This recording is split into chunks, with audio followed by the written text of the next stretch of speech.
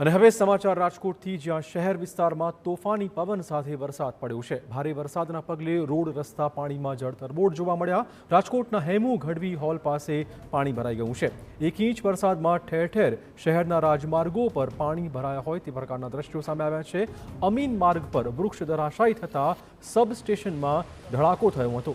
શહેરના અનેક વિસ્તારમાં કરા પડ્યા હોવાના સમાચાર હાલમાં મળી રહ્યા છે. રાજકોટમાં પણ મોસમનો મિજાજ બદલાઈ ગયો છે. આગાહી પ્રમાણે જ અત્યારે માવઠું પડી રહ્યું છે. હેમુ ગઢવી હોલ પાસે પાણી ભરાઈ ગયું છે. 1 ઇંચ વરસાદમાં શહેરના માર્ગો પર રીતસરના પાણી ભરાઈ ગયેલા જોવા મળ્યા હતા. અમીન માર્ગ પર પણ એક દ્રશ્ય સામે આવ્યું છે. વૃક્ષ ધરાશાયી થતા સબસ્ટેશનમાં ધડાકો થયો હતો.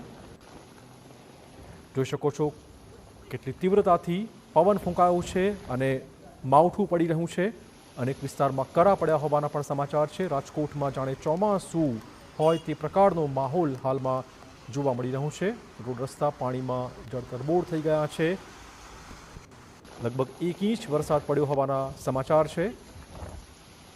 આ દ્રશ્યો રાજકોટથી સામે આવ્યા, જ્યાં વૃક્ષ પણ પડી ગયું છે અને આ ઉપરાંત સબસ્ટેશનમાં ધડાકો પણ થયો હતો.